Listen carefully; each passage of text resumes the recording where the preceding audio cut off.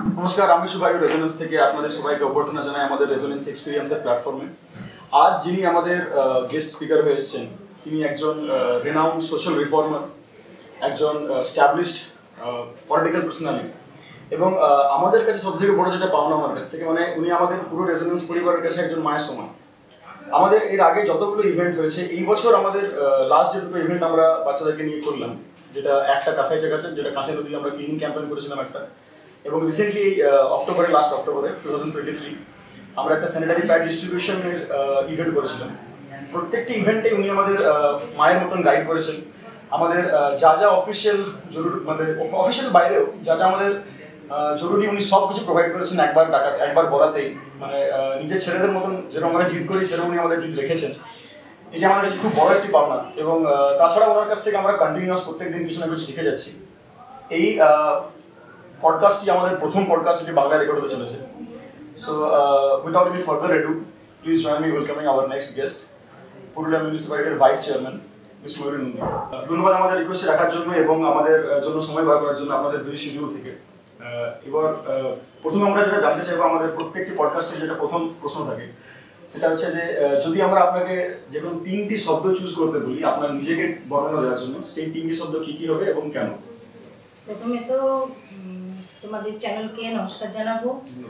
যে আমরা তো অবশ্যই কিছু না কিছু ভাবে সবাই ব্যস্ত থাকি, কিন্তু তার মধ্যেও যে অ্যাজ এ পলিটিশিয়ান বা অ্যাজ এ সোশ্যাল রিফর্মার তোমরা আমাকে চুজ করেছো, যে আমাকে নিজের কিছু কথা, নিজের অনেক তো মনের কথা থাকে যেগুলো হয়তো আমরা সবসময় প্ল্যাটফর্ম পাই না বলার জন্য, সেটা বলার জন্য, সেজন্য তোমাদের প্রত্যেককে আমি আগে ধন্যবাদ দিই।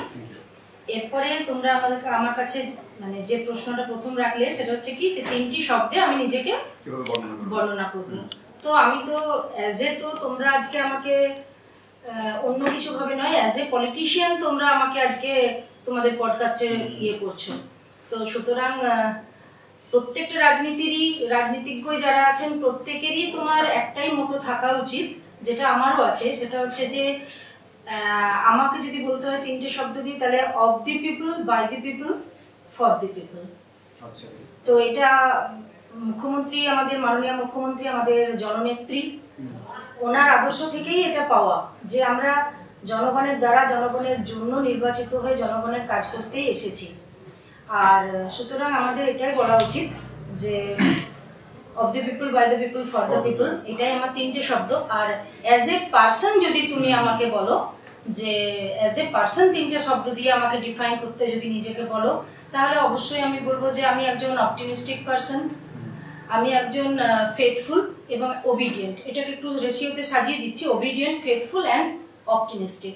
এবারে যদি বলো যে ডিফাইন করবো কিভাবে, তো আমি আমার দল, আমার জনগণ, এদের প্রতি ওবিডিয়েন্ট। আমি আমার জনগণ, যারা আমাকে ভোটে জিতিয়ে আজকে এই জায়গাটা দিয়েছে, এবং আমার পরিবার, যেটা আমার আসল প্ল্যাটফর্ম, যেটা আমার আসল শক্তি, আমি তাদের প্রতি ফেথফুল। আর আমি অপটিমিস্টিক, কারণ আমরা তো একটা খুব অল্প ক্ষুদ্র পরিসরে কাজ করি, তো অনেক সময় অনেক কাজ আমরা পেরে উঠি না, কিন্তু আমি আমার জনগণের জন্য অপটিমিস্টিক, যে আজকে যেটা পারিনি হয়তো আগামী দিনে সেটা পারবো, আজকে যেটা করতে মানে চাইছি কিন্তু হচ্ছে না, সেটা আগামী দিনে করে দেবো।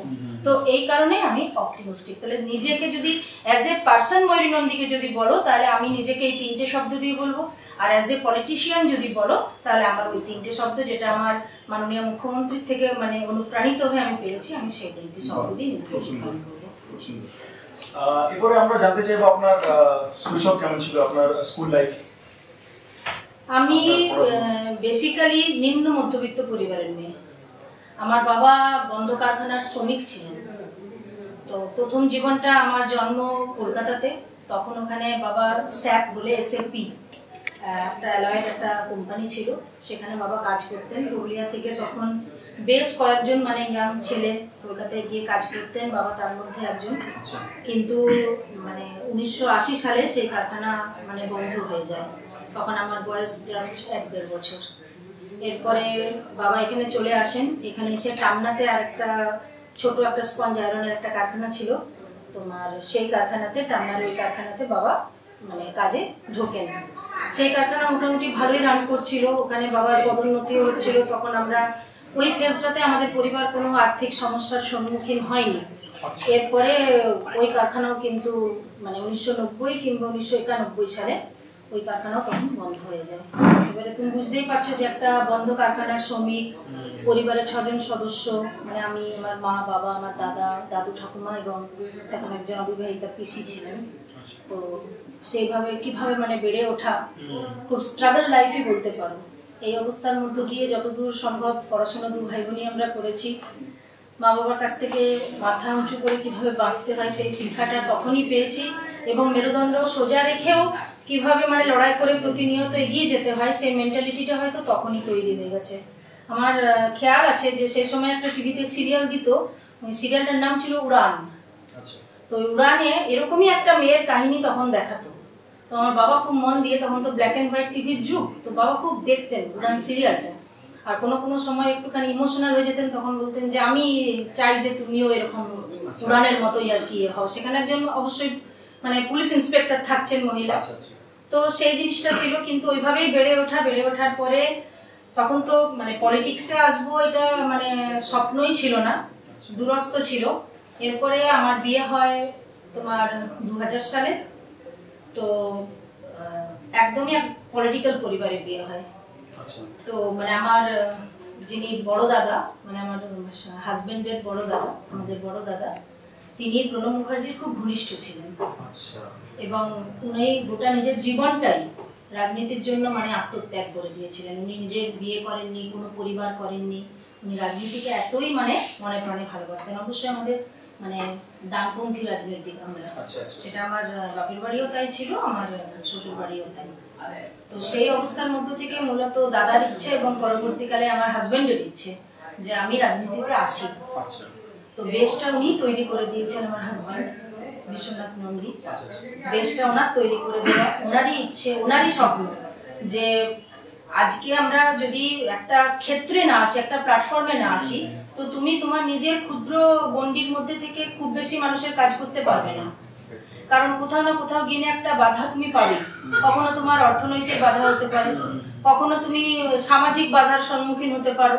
কিন্তু তোমার কাছে যদি একটা ক্ষুদ্র হোক, কিন্তু যদি তোমার কাছে একটা পাওয়ার থাকে, একটা জিল থাকে যে আমি মানুষের কাজ করবো, এই পাওয়ারটাকে কাজে লাগিয়ে, পাওয়ার তো দু রকমের হয়, পাওয়ার একটা মিসইউজও হয়, আর একটা পাওয়ার তোমার প্রপারলি ইউজও হয়। তো তোমার যদি একটা এম থাকে যে আমার যতটুকুই আমি পাওয়ার পাই, এই পাওয়ারটা আমি মানুষের কাজে লাগাবো, একটা সাধারণ লেভেলে থেকে, একটা লেম্যান থেকে আমি যেটা করতে পারবো না, ওই পাওয়ারটা অ্যাচিভ করে আমি কিন্তু সেই কাজটা অনেক ইজিলি আমি করতে পারবো। তো স্বপ্নটা ওনার ছিল, ওনার স্বপ্নটাই মানে উনি আমার মধ্য দিয়ে পূরণ করেছেন। বেশটা ওনার তৈরি করে দেওয়া, ওয়ার্ডে যা কিছু মানে আমাদের তো ওয়ার্ড রাজনীতি, তো ওয়ার্ডে যা কিছু মানে করা, মানুষের কাছে যতটুকু সম্ভব মানে থাকা, এবং সৎ পথে যতটা সম্ভব থেকে মানুষের কাজ করে দেওয়ার যে ইচ্ছেটা, এই ইচ্ছেটা আমার হাজবেন্ডের ইচ্ছে, যেটা ধীরে ধীরে আমার মধ্যে হয়তো কোনোভাবে চলে এসেছে, এবং এরপরে এই মানে যাত্রাটা শুরু। যদিও যাত্রাপথ মসৃণ নয়, কিন্তু তাও মানে চলছে। রাজনীতিতে আসা কখন, মানে প্রবেশ কখন? রাজনীতিতে তো কলেজ জীবনে খুব অ্যাক্টিভলি না করলেও একটু একটু রাজনীতি করেছি, কারণ আমরা নিস্তারণী কলেজে পড়তাম। তখন নিস্তারণী কলেজে সিপিএম এর একচেটিয়া ছিল, প্রভাব ছিল, এবং ওখানে তখন ইলেকশন পর্যন্ত হতে দেওয়া হতো না। মানে যে ওই ইয়ে হবে, সেক্রেটারি হবে, সেই থেকে যাবে আর কি, ইলেকশন হচ্ছে না। তো আমরা যখন আসি, তখন আমরা যেহেতু কংগ্রেস মাইন্ডেড একটু ছিলাম, এবং আমাদের একটা গ্রুপ ছিল আর কি, ইংলিশ অনার্সের গ্রুপ একটা ছিল, তারাও ওই সেম মানে সেম মাইন্ডেড আর কি ছিল। তো আমরাই কিন্তু তখন প্রথমে একটু লড়াই করি যে যেই জিতবে জিতুক, কিন্তু আমরা কিন্তু এখানে ইলেকশন করাবো, ইলেকশন হোক। তো সেই তখনই ধরতে গেলে কিছুটা হাতে খড়ি, মানে তখনই আমরা হ্যাঁ প্ল্যাকার্ড লিখেছি, লিখেছি, কংগ্রেসের ইয়ে করেছি। অবভিয়াসলি ভোটে জিততে পারিনি, কিন্তু ভোটটা করাতে পেরেছিলাম। যে একটা হয়ে আসছিল যে নিস্তারণী কলেজে ইলেকশন হচ্ছেই না, হবেই না, এখানে একচেটিয়া মানে বামফ্রন্টের ইয়ে চলবে, এই জিনিসটা কিন্তু আমরা ব্রেকআপ করেছিলাম। আমরা হেরেছিলাম, কিন্তু কোনো না কোনো ভাবে ইলেকশনটা আমরা চালু করিয়ে দিতে পেরেছিলাম। তো তখনই এটা হয়েছিল। তারপরে পড়াশোনার মধ্যে থেকে ইয়ে করে ওটা জিনিসটা আরো ধামাচাপা পড়ে যায়। এরপরে মুখ্যমন্ত্রী মমতা বন্দ্যোপাধ্যায়ের অনুপ্রেরণা থেকে 2008 সাল থেকে কিন্তু আবার মানে তৃণমূল কংগ্রেসটা করতে শুরু করি। 2008, 2009, 2010-এ কিন্তু দল মানে আমাদেরকে সুযোগ দেয় যে ভোটে লড়বার জন্য। তো 2010 সালে তখন আমারই যে ওয়ার্ড, যেখানে আমার বাড়ি, মানে বাপের বাড়ি শ্বশুর বাড়ি দুটোই, সেখান থেকেই 2010 সালে প্রথম আমি এআইপিসির মানে লোগোতে আমি কিন্তু ভোটে দাঁড়াই। এবং সেই সময়ে যতজন আমাদের কাউন্সিলর ছিলেন সব থেকে ইয়াংগেস্ট কাউন্সিলর কিন্তু আমি ছিলাম। তো তোমার সেটা হলো 2010 সাল, এটা 2023, এখনো পর্যন্ত তখনও এআইটিসি টিলডেট একই সেম। আচ্ছা, কলেজ লাইফের কিছু বন্ধুর নাম বলতে চাইবেন আমাদের প্ল্যাটফর্মে, যারা আপনার সঙ্গে সেদিনও ছিলেন আজও আছে? থেকে একদম হ্যাঁ, পলিটিক্সে হয়তো তারা নেই, আমার যে বন্ধুর গ্রুপটা তারা বিভিন্ন কিন্তু সোশ্যাল মানে ওয়ার্কের সঙ্গে জড়ে গেছে। পলিটিক্যাল ইয়েতে কেউ নেই, তার মধ্যে যেমন আমার এখন চণ্ডীগড়ে মানে থাকছে আমার বান্ধবী, ওখানে রিনাউন্ড মানে সিঙ্গার। তো ওইখানে যে তোমার চণ্ডীগড়ের যে কালীবাড়ি, ওটা কিন্তু বাঙালি সংস্কৃতির একটা কেন্দ্র। ওই সংস্কৃতির ওই কেন্দ্রটাকে, ওই বাংলা ধারাটাকে যে বাংলার বাইরে কিভাবে ধরে রাখতে হয় সেটা কিন্তু আমার বান্ধবী খুব ভালোভাবে করছে। ওর নাম হলো অমৃতা চ্যাটার্জি। হ্যাঁ, ওকে সবাই মোহর বলেই চেনে। তো খুব ভালো গান করে। এখন সেদিনও যোগাযোগ ছিল, আজও টিলডেট যোগাযোগ আছে। আরো আমার কয়েকটা বান্ধবী আছে, যেমন আমার শ্রাবন্তী বান্ধবী আছে, হলো ও বিভিন্ন সোশ্যাল ওয়ার্কের সঙ্গে মানে যুক্ত আছে, ও এখন রাঁচিতে থাকে। আমার একজন বান্ধবী হাইকোর্টের লয়ার, সুস্মিতা রায়।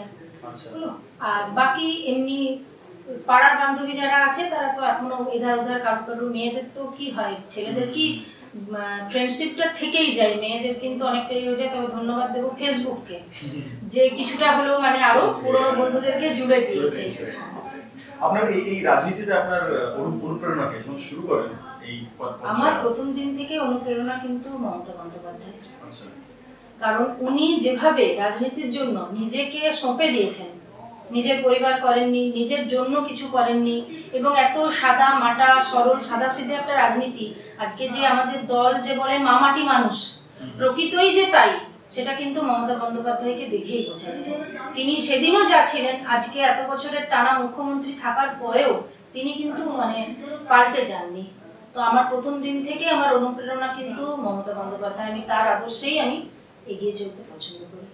আচ্ছা, আপনি যেরকম বললেন ছোটবেলায় আপনার কোনোদিনই এই প্ল্যানটা ছিল না যে রাজনীতিতে আসা, এই শিফটটা আপনার মধ্যে বিয়ের পরে, রাইট? তো এই যে মানে যখন আপনি মানে রাজনীতিতে ঢুকেননি, তার আগে যে আপনার ফেজটা, যে রাজনীতি বিষয়টা কি, মানে আপনার কি আইডিয়া ছিল, আর ঢোকার পর যে আইডিয়াটা এখন আপনার কাছে কি, সেটার মধ্যে ডিফারেন্স? আমার একটা মানে সত্যি কথা বলতে গেলে আমার মানে পলিটিক্স সম্পর্কে একটা ইল ফিলিংই ছিল।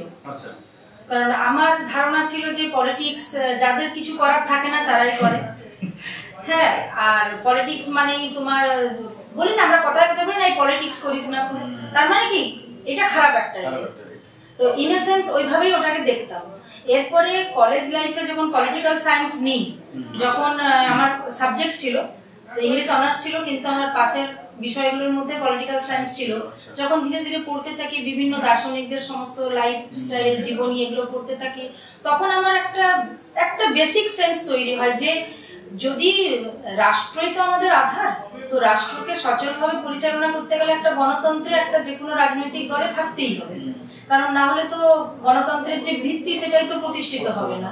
তো এবং যদি শিক্ষিত এবং মার্জিত এবং যারা মোরলেস একটু ভালো এই মানুষরা রাজনীতিতে যদি না আসে, তাহলে কিন্তু মানে এইভাবেই রাজনীতিকে সবাই ডিফাইন করবে যে যাদের কিছু করার নেই তারাই রাজনীতি করে, রাজনীতি যারা করে তারা শুধু মিথ্যে কথাই বলে, তারা শুধু মঞ্চে উঠে ভাঁওতা দেয়, পরবর্তীকালে ওই কথাগুলো দিয়ে কথা রাখে না। এই যে মানুষের ধারণাগুলো, এগুলো কিন্তু আমরা আমার কাজের মধ্য দিয়ে মেটাতে পারবো। তুমি একটা যদি কোনো সিস্টেমকে চেঞ্জ করতে চাও, তাহলে আমার মনে হয় যে সিস্টেমের মধ্য থেকেই সিস্টেমকে চেঞ্জ করতে হবে। সিস্টেমের বাইরে থেকে সিস্টেমের সমালোচনা করে কিন্তু আমি কিছু করতে পারবো না। আমাকে যদি একটা সিস্টেমকে চেঞ্জ করতে হয়, আমাকে কিন্তু সিস্টেমের ভেতরে ঢুকতে হবে। ভেতরে ঢুকে আমাকে দেখতে হবে যে এখানে কোনটা খারাপ আছে, যেটাকে কিন্তু সরিয়ে দিতে পারলে অন্তত অ্যাটলিস্ট চেষ্টা করলে, কারণ আজ আমি চেষ্টা করবো তো আমার যারা উত্তরসূরি এভাবেই তো এগিয়ে যাবে, তো তারা কিন্তু ওই পথটা যখন অনুসরণ করবে তখন কিন্তু আরো হয়তো আরেক ধাপ প্রোগ্রেস হয়ে যাবে।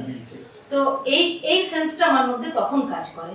বাকি মানে অ্যাজ এ স্টুডেন্ট তখন আমার দুটো ইচ্ছে ছিল।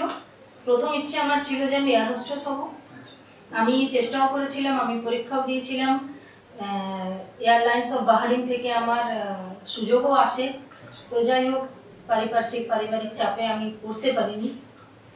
নেক্সট আমার তো বললাম ছোট থেকে আমার কিছু করার ইচ্ছেটা ছিল, তো সুতরাং আমি নার্সিংয়ের জন্য আমি জিএনএম গেছিলাম। জিএনএমে আমার সমস্ত কিছু ভর্তির সব কথাবার্তা ফাইনাল হয়ে গেছিলো, কিন্তু মানে আমার বাবা চাননি যে আমি মানে নার্সিং জবে আমি যাই আর কি। বাবা চেয়েছিলেন যে ইংলিশ অনার্স নিয়ে মেয়ে পড়ছে, প্রফেসর কিছু একটা হবে আর কি, যেটার বংশে কেউ কোথাও নেই। হ্যাঁ, তো সেই জন্য এটাও করা হয়ে ওঠেনি। আপাতত আপনি যে কথাটা বললেন সেটা খুব ভালো লাগলো, যে কোন একটা সিস্টেমকে ঠিক করতে গেলে আমাকে সিস্টেমটা পার্ট হয়ে করতে হবে, মানে বাইরে থেকে সমালোচনা করে কোনো লাভ নেই। এটা খুবই একটা প্রমিনেন্ট, একটা প্রাইসলেস কথা। এত ভালো লাগলো কথা শুনে আমার। তো এই ফিলোসফিটা নিয়ে মানে আপাতত আপনি পুরুলিয়াকে কিভাবে আর ইমপ্রুভ করতে চাইছেন? মানে পুরুলিয়ার যে কারেন্ট কন্ডিশন, আমরা অনেক ইমপ্রুভমেন্ট দেখছি। আমার এটা মাতৃভূমি, তো অবশ্যই এর প্রতি একটা আলাদা টান তো কাজ করবে, এটা তো খুব স্বাভাবিক, কারণ এটা রক্তের একটা টান, মাটির টান। তো আমি আগামী পুরুলিয়াকে গ্রিন পুরুলিয়া, ক্লিন পুরুলিয়া দেখতে চাই, যেটা কিন্তু হয়তো এখনো আমরা করে উঠতে পারিনি।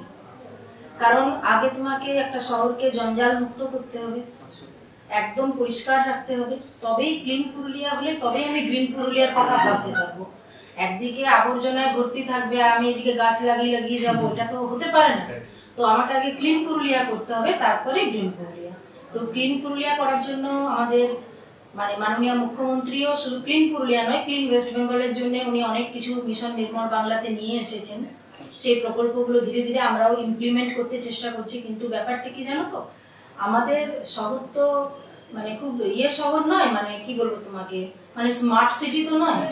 কোনো তো যে কোনো রূপকার একদম নকশা তৈরি করে এখান দিয়ে রাস্তা যাবে, এখান দিয়ে ড্রেন যাবে, এই সিভারেজ সিস্টেম থাকবে, এইভাবে তো এটাকে আঁকা হয়নি, কোনো পরিকল্পনা মাফিক হয়নি। শহর নিজের মতোই বেড়ে উঠেছে, শহর নিজের মতোই এগিয়ে গেছে। এখানে মানুষের, তুমি অনেক গ্রামে গঞ্জে যাবে, দেখবে কোনো নিকাশি ব্যবস্থাই নেই, হয়েছে রাস্তার উপর দিয়ে ওইভাবে নোংরা জল মানে যাচ্ছে। তো এই ক্ষেত্রে এরকম একটা শহরকে ক্লিন পুরুলিয়াতে মানে আনতে একটু সময় লাগবে, কিন্তু ধাপগুলো শুরু হয়ে গেছে। যেমন আগে কি হতো, রাস্তাতে যথেচ্ছ ময়লা সবাই ফেলে রেখে দিত, এখন কিন্তু বিগত 1-1.5 বছর ধরে আমরা ডোর টু ডোর কালেকশন শুরু করেছি। মানুষ কিন্তু এখনো সচেতন নয়, এখনো কিন্তু আমার ওয়ার্ডে আমি নিয়ার অ্যাবাউট 1,500-এর উপরে বালতি ডিস্ট্রিবিউট করেছি, যার হয়তো 50% মানুষ কিন্তু সেটা ইউজ করছে, 50% কিন্তু এখনো সেই রাস্তাতে এবং ড্রেনেই কিন্তু আবর্জনাটা ফেলছে। তো এগুলো ধীরে ধীরে মানুষ সচেতন হবে, ধীরে ধীরে বোঝাতে হবে। একটার পর একটা সরকার প্রোগ্রাম রাখছে, অনেক মানে এসএইচজি গ্রুপের মহিলারা এই কাজে একদম রাস্তায় নেমে গেছেন, যারা প্রতিটি বাড়ি বাড়ি গিয়ে বোঝাচ্ছেন যে আজকে আপনি যে আবর্জনাটা ফেলছেন, এখানে যে মশা মাছির উপদ্রবটা হবে, আপনি তো ভাবছেন আপনি আপনার দরজায় ফেললেন না, আপনি একটু দূরে গিয়ে নিয়ে অন্য কারো দরজার কাছে ফেলে দিয়ে এলেন, কিন্তু যখন ওখানে মানে রোগবাহিত পতঙ্গের উদ্ভব হবে, তারা কিন্তু আমার ঘর আপনার ঘর দেখবে না, তারা কিন্তু থ্যাঙ্কফুল হবে না যে আপনি আবর্জনা ফেলেছেন বলে আমার জন্ম হয়েছে, তাহলে আপনার বাড়িটা বাদ দিয়ে অন্য কোথাও কামড়াবো, সেটা কিন্তু আদৌ নয়। তো এটা কিন্তু এসএইচজি গ্রুপের আমার মানে টিম মেম্বাররা খুব সুন্দরভাবে এটা মানুষকে বোঝাচ্ছেন। বোঝানোর ফলে তোমাকে একটা প্রোগ্রেস রিপোর্ট দিই। আমার একটা গ্রুপ আছে যারা ডেঙ্গু নিয়ে কাজ করে। তো 2021 সালে আমার 17 নম্বর ওয়ার্ডে কিন্তু প্রচুর ডেঙ্গুর উপদ্রব হয়েছিল। ওরা কাজ করার পর 22-এ তার রেশিও একদম কমে আসে, 23-এ কিন্তু নীল। 23-এ একটাও হয়নি, একটাও না। মানে 2021 সালে তৎকালীন যিনি ডিএম সাহেব, তিনি আমাকে দাঁড় করিয়ে মানে কিছুটা অপমান বলো বা শ্লেষ বলো, উনি কিন্তু আমাকে করেছিলেন যে কিভাবে আপনার ওয়ার্ডে এত ডেঙ্গু হয়। এবারে সেবারও কিন্তু বেশ কিছু ডেঙ্গু হয়েছিল, আমার বাইরে কলকাতা থেকে বা অন্যত্র এসেছিল, মাইগ্রেট হয়েছিল, কিন্তু সেটা তো আমি আর ওনাকে বোঝাতে পারিনি। এবারে গোটা দায়টা আমাকে নিতে হয়েছিল, ব্যর্থতার দায় আমার, যে ঠিক আছে আমার টিম ভালো কাজ করেনি, আমার ওয়ার্ডে সবচেয়ে বেশি ডেঙ্গু হয়েছে। এবং আমি ওখানে দাঁড়িয়ে মানে কথা দিয়েছিলাম যে আগামী দিনে কিন্তু এই অবস্থাটার ইমপ্রুভমেন্ট হবে। আমার টিম কিন্তু আমার মুখ রেখে দিয়েছে। 2022 সালে একদমই 2-3টে কি 4টা কি ম্যাক্সিমাম 5টা হয়তো ডেঙ্গু হয়েছিল, কিন্তু সেগুলো একটাও কারোর ক্ষতিকর কিছু হয়নি, জাস্ট বাড়িতেই তারা ছিল, চিকিৎসা কেন্দ্রে যেতে হয়নি, কিছু না। এবারে তো একটাও নেই, নীল। প্রথমে তো এবার একটা লিস্ট বেরিয়েছিল, তাতে দেখা যাচ্ছিল 17 নম্বর ওয়ার্ডে একজন হয়েছে, পরবর্তীকালে আমি খোঁজ নিয়ে দেখলাম যে ওয়ার্ড কিন্তু 17 নয়, ওয়ার্ড 18-তে হয়েছে। মানে আমার যেটা গৌরমোহন করলেন তার একদিকটা 17, একদিকটা 18, তো 17-র দিকে হয়নি, 18-র দিকে হয়েছে। তো এইভাবে কিন্তু গভর্নমেন্ট কাজ করে চলেছে এবং অ্যাজ এ পার্ট অফ মানে গভর্নমেন্ট আমরাও কিন্তু চেষ্টা করে চলেছি যে আজ নয়তো কাল, কাল নয়তো পরশু। ওই জন্য আমি বললাম না যে আই এম অ্যান অপটিমিস্টিক। হ্যাঁ, তো এই আশাটা রেখে চলেছি যে আজকে হয়তো ক্লিন হলো না, কিন্তু আগামী দিন এমন একটা আসবে যখন কিন্তু মানুষ এই ব্যবস্থাটাতে অভ্যস্ত হয়ে যাবে যে ভোর সকাল 7টা বাজলে আসবে, ওরা বাঁশি বাজাবে, আমি একটাতে শুকনো আবর্জনা, একটাই ভিজে আবর্জনা, ওদের কন্টেনার আছে, আমরা কন্টেনার দিয়েছি বাড়ি বাড়ি হোল্ডিং কিছু, সেই কন্টেনারে আমরা দিয়ে দেবো আবর্জনা। আমরা রাস্তায় কিছু ফেলবো না, ড্রেনটাকে অ্যাটলিস্ট আমরা ডাস্টবিনের মতন ইউজ করবো না। তো এটা কিন্তু আস্তে আস্তে হয়ে যাবে। এটা হলে অচিরেই আগামী, হয়তো আমি খুব বেশি বলছি না, খুব বেশি দূরে যাচ্ছি না, আগামী 5 বছরের মধ্যে কিন্তু ক্লিন পুরুলিয়া হয়ে যাবে।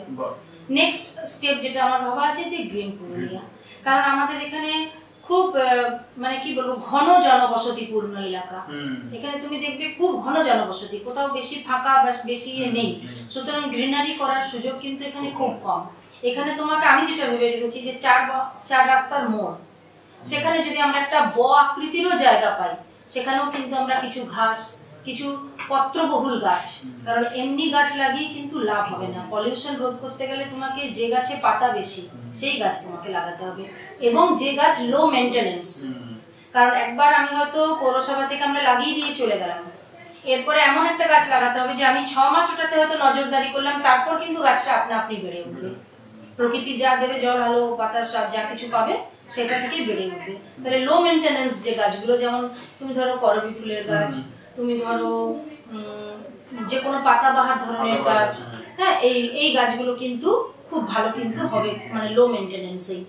তো এইগুলো তখন ভাবা আছে যে এগুলো এক একটা পয়েন্ট করে করে আমরা যদি গ্রিনারিটা করতে পারি। পরবর্তী যে প্রশ্নটি আমরা জানতে চাইবো সেটা হলো যে আমরা মানে শুনেছি যে আপনি শিক্ষকতার লাইনেও ছিলেন, তো এই বিষয়ে আপনার যদি একটা অভিজ্ঞতা আপনি একটু শেয়ার করেন। আমি শিক্ষকতার সঙ্গে একদম প্রত্যক্ষভাবে যুক্ত ছিলাম। মানে আমি তো আগেই বলেছি যে যেহেতু মানে একটা লোয়ার মিডল ক্লাস থেকে উঠে এসেছি, সেজন্য মানে নিজের পড়াশুনো বা নিজের এক্সট্রা টিউশন চালাবার জন্য নিজের খরচ নিজেকে বের করতে হতো। তো তখন থেকেই মানে টিউশনের সাথে যুক্ত হই। প্রাইভেট টিউশন পড়াতাম, প্রথম দিকে বাড়ি বাড়ি গিয়ে পড়াতাম। পরবর্তীকালে দেখলাম যে এভাবে অনেকটা সময় চলে যাচ্ছে, কারণ সাইকেল জানি না বেসিক্যালি, এখন যেমন মেয়েরা অনেক অ্যাডভান্স, তখন অতটা আমরা ছিলাম না। তো হেঁটে যাওয়া, হেঁটে আসা, এটা মোটামুটি ধরো তুমি 97-98 ওই সময়টা বলছি, মানে আফটার মানে মাধ্যমিক। তো তখন ওই যে পড়িয়ে এসে নিয়ে আমি দেখলাম যে অনেকটা সময় নষ্ট হয়ে যাচ্ছে, তার ফলে নিজের টিউশন হ্যাম্পার হচ্ছে, নিজের সন্ধ্যাবেলার পড়াটা নষ্ট হচ্ছে। আর কিছু টিউশন তখন মানে একটু পরিচিতি বেড়ে গেছিল, তখন আমার স্টুডেন্টরাই আমাকে সাজেস্ট করলো যে দিদি আপনি যে ওইভাবে একটি করে না পড়িয়ে আপনি বরঞ্চ একটা ব্যাচ যদি আপনি মানে খুলেন। তো তখনই সেই শুরু। প্রথম দিকে আমি ক্লাস 7 থেকে পড়াতাম।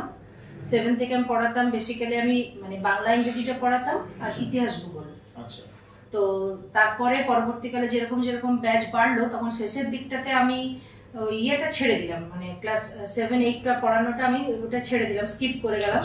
স্কিপ করে গিয়ে আমি তখন হায়ার ক্লাসগুলো মানে আপ টু গ্র্যাজুয়েশন পর্যন্ত আমার স্টুডেন্ট ছিল, এবং মানে বলতে কোনো দ্বিধা নেই, আজকে আমার অনেক ছাত্রছাত্রী হয়তো তারা তোমাদের এই প্রোগ্রামটা দেখবেও, তারা কিন্তু আজকে যথেষ্ট প্রথিতযশা।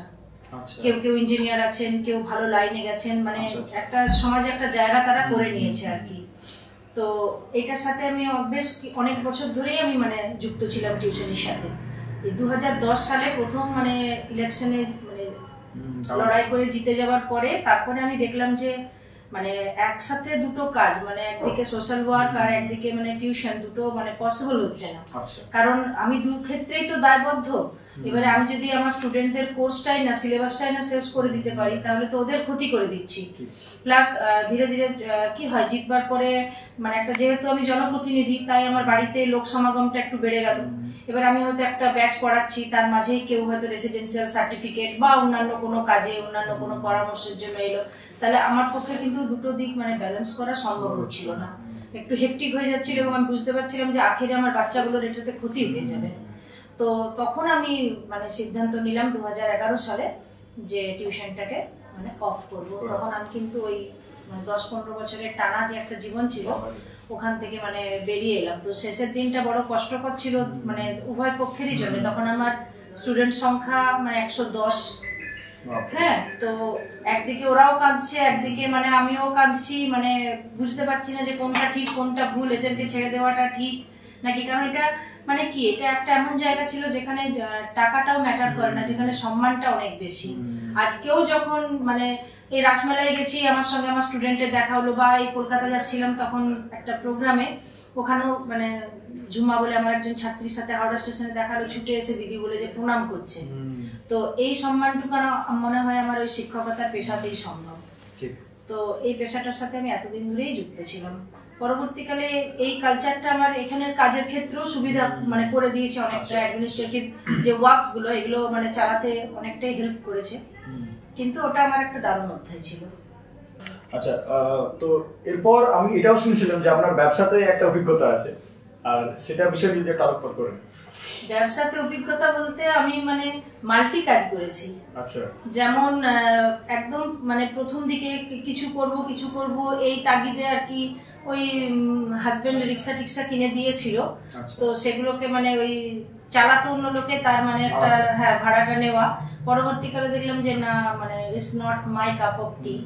হ্যাঁ, তখন ওটাকে স্কিপ করতে বাধ্য হলাম। কিন্তু পরবর্তীকালে একটা জায়গা মানে ভাড়া নিয়ে, মানে কালীমেলার ছিল জায়গা, মানে ভাড়া নিয়ে আমরা একটা চানাচুর ব্যবসা কিন্তু খুলি। এবং মানে উইদিন এ ইয়ার মাস্টার চানাচুর নাম ছিল। তো আমার কারখানা কিন্তু বেশ দাঁড়িয়ে গেছিল, এবং নামটা মাস্টার চানাচুর হলেও মানে দেখতাম কিন্তু কারখানাটা আমি। মানে কাঁচা মাল মানে কেনা থেকে শুরু করে কোন কোন মানে ইয়ের কাছে, ডিলারের কাছে আমার মাল যাবে, মানে পুরুলিয়াতে এমন কোনো ইয়ে ছিল না, অঞ্জনি ট্রেডার্স থেকে শুরু করে সমস্ত কিছু, যে আমার মাস্টার চানাচুর যেত না। এবং আমি মানে নিজেও খুব খুশি হয়েছিলাম। একদা আমি মানে মায়ের সাথে মামা বাড়ি যাচ্ছিলাম, তো আমি দেখছি ওখানে সেই ঝালমুড়ি বিক্রি করে না, তো আমি দেখছি একজন ভদ্রলোক ঝালমুড়ি বিক্রি করছে, চানাচুরের প্যাকেটটা কিন্তু মাস্টার চানাচুরের স্পেশালটা, আমার একটা স্পেশাল চানাচুর ছিল। তো তখন থেকে কিন্তু মানে মশলা তৈরি করা, তখন থেকে ওই বেসিক আইডিয়াটা আমার হয়ে গেছে যে একটা স্পেশাল চানাচুর করতে গেলে তার মধ্যে কি কি মশলা দিতে হয়। আমি অত পরিমাণ মশলা তো বাড়িতে পেশা সম্ভব নয়, তো পেশায় করাতে যেতে হতো, কিন্তু আমি ওই নিজে কাঁচামাল কিনে, সেটা আমার যারা স্টাফ ছিল তাদেরকে দিয়ে জিরে টিরে ওগুলো ধুয়ে, তারপরে রোদে শুকনো করে, তারপর আমি নিজে দাঁড়িয়ে থেকে আমি মানে পেশাতে যেতাম, যাতে গন্ধটা মানে না ইয়ে হয়। তো চানাচুর কারখানাটা ওইটা আমার একটা অভিজ্ঞতার মধ্যেই পড়ে, কেননা আমি শুরু করেছিলাম একটা ভাটি দিয়ে। ভাটি মানে হচ্ছে তোমার ওই বড় উনুনগুলো। তো একটা ভাটি দিয়ে আমি শুরু করেছিলাম। যখন আমার কারখানা মানে আমি বন্ধ করি, তখন কিন্তু আমার 4টে ভাটি ছিল। এই গ্রোথটা খুব বেশি না, অনলি 1.5 to 2 বছর। তার মধ্যে ওই তো বললাম না, তার মধ্যে ওই তো মানে তখন আমি টিউশনিও পড়াচ্ছি, একসাথে ব্যবসাও দেখছি। এবারে টিউশনটা মানে কি করে, টিউশনে তুমি দেখবে একটা জিনিস ক্লিক করে, যে বছর মানে কোশ্চেন যদি তোমার লেগে যায়, যে তুমি যেগুলো সাজেশন করে দিয়েছো যে এগুলো এই কোশ্চেনগুলোর উপরে তোমরা পড়াশোনাটা করো, সেটা যদি চলে আসে, তাহলে কিন্তু এট এ টাইম একটা হড়কা বানের মতন তোমার স্টুডেন্টের গ্রোথ বেড়ে যায়।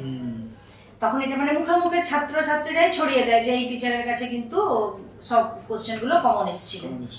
তো সেই বিষয়টা হওয়ার পরে মানে এট এ টাইম টিউশন প্রচুর বেড়ে যায়। মানে তখন আমি সকাল থেকে 2টো ব্যাচ, মানে একটা ব্যাচ আমি পড়াতাম সকাল 6:30 থেকে 8টা, আর একটা পড়াতাম আমি 8টা থেকে 10টা, 10:30। এবার আমি ঘড়ি ধরে কোনোদিনই পড়াতে পারিনি, কারণ যতটা পড়াবো ততটা না হলে মানে হবে না, এটা একটা মাথায় কাজ করতো আর কি। আর বিকেল দিকে আমি টানা 3টে ব্যাচ পড়াতাম। রবিবার দিনে তো আমার আরেকটা এক্সট্রা ব্যাচ থাকতো, যেটা আমার গ্র্যাজুয়েশনের যে মেয়েরা আসতো তাদেরটা আমি ওই দুপুরবেলা 3টে থেকে পড়াতাম। তো তাহলে এই এত পরিমাণ মানে রাত 9টা, 9:30, 10:45 রাতের ব্যাচ ছুটি হতে হতে, তার মধ্যে আবার চানাচুর কারখানাতে মানে এসে দেখা কি হলো, কারখানাটা একটু চুরি মানে এটা বেড়ে গেল। কিছুগুলো আইটেম মানে চানাচুর কারখানায় থাকে যেগুলো একটু কস্টলি, যেমন বাদাম হয়েছে, যেমন তোমার কিছু ওই হিং থাকে একটা, তারপরে একটা মশলা থাকে, এগুলো একটু কস্টলি। তো এই চুরিগুলো একটু বেড়ে গেছিল, যেটা মানে আয়ত্তের বাইরে আমার চলে যাচ্ছিল। মানে দিনের শেষে আমি যখন ক্যালকুলেট করছি যে আমার লাভটা কত, কারণ এমনিতেই আমি বিশ্বাস করি যে মার্জিন কম রেখে ব্যবসা করলে আমার মনে হয় ব্যবসাটা দাঁড়িয়ে যায়। তো মার্জিন খুব বেশি ছিল না, আর আমি চেষ্টা করতাম যে মানে ভালো জিনিসটা দেবো।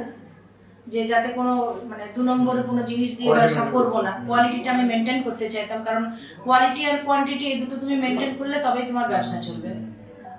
তো সেক্ষেত্রে আমি দেখছিলাম দিনে দিনে মানে লাভের মানে পরিমাণটা একদমই মানে কমে আসছিল, কারণ এতগুলো স্টাফের বেতন, তারপরে তোমার জিনিস কেনার আমার একটা পুঁজি সবসময় আমার দরকার, তারপরে থাকছে যেখানটা জায়গাটা নিয়ে আমি ব্যবসা করছি সেটা আমার নিজস্ব জায়গা নয়, সেটা একটা ভাড়ার জায়গা। তো একটা সময় এমন ছিল আমার বলতে আজকে এখানে দ্বিধা নেই, মানে অধিকারী চানাচুরকে আমি টেক্কা দিয়েছিলাম। মানে অধিকারী চানাচুরও দোকানে জিজ্ঞেস করেছিল যে এই চানাচুরটা কে চালাচ্ছে, কি করছে, এই টাইপের আর কি ছিল। তো এই জায়গা থেকে মানে যে জায়গা মানে যে জিনিসটা হাত দিয়েছি ওটা কিন্তু সফল হয়েছে, এটা ব্যাপারটা এটাই আর কি। তো তারপরে তখন ওটাকে আমরা ডিসিশন নিই যৌথভাবে দুই স্বামী স্ত্রী যে তাহলে আর এটা মানে চালাচ্ছি না। ওরও তখন পিএইচিতে কাজ একটু চাপ হয়ে গেছিল, ওর পক্ষ ব্যবসা অতটা দেখা সম্ভব হচ্ছিল না, তখন ওটা আমরা বন্ধ করি। ওটা বন্ধ করেছি আমরা মোটামুটি 2007-08 হবে। আচ্ছা, বন্ধ করেছি। অনেক রকম অভিজ্ঞতা আছে মধ্যে, প্রচুর সব ফিল্ডেই অভিজ্ঞতা আছে। আর এই প্রত্যেকটা প্রত্যেকটা ফিল্ডের অভিজ্ঞতাই হয়তো আপনাকে আজ এই আপনার যেরকম আপনি বলেছিলেন আগে, মানে এর আগে আপনি বললেন যে রাজনীতিটাকে যদি কেউ মানে পেশা হিসেবে না তাহলে হয়তো আমরা কিছু করতে পারবো না সোসাইটি, এটাকে নেশা হিসেবে নিতে হবে। সেই আপনি সেরকম ভাবে নিয়েছেন, আপনার প্রত্যেকটা আপনি সেকেন্ড অপশনসগুলোকে আপনি সেকেন্ডারি রেখে এটাকে আপনি প্রাইমারি রেখেছেন, যার জন্য হয়তো আপনি আজ এত বড় জায়গাতে পৌঁছতে পেরেছেন এবং সবাইকে মোটিভেটও করছেন। এরপর আপনি যেরকম বললেন যে অনেকগুলো প্ল্যান আপাতত আছে, অনেকগুলো প্ল্যান আপনারা এক্সিকিউট করেছেন, যার পজিটিভ রেজাল্টও পেয়েছেন। তো এরকম প্রত্যেকটা কাজই তো এক্সিকিউট করতে গেলে আমাদের কোনো না কোনো বাধার সম্মুখীন হতে হয়, তাই না? তো এবারে আপনি এই জিনিসটা কিভাবে নিজের মধ্যে ইভলভ করেন যে কোনো একটা বাধা আমি ফেস করছি অথচ এটাকে আমি ওভারকাম করতে? দেখো, তুমি একটা ভালো কাজ করবে আর তুমি বাধা পাবে না, এটা তো হতে পারে না। এটা একটা আমাদের মানে আমাদের সাথে সাথেই চলছে। তো তোমার কাজটাই হলো যে কোনো অবস্ট্যাকল যা কিছু আসবে সেটাকে স্মুথলি তোমাকে সরিয়ে যে তোমাকে এগিয়ে যেতে হবে।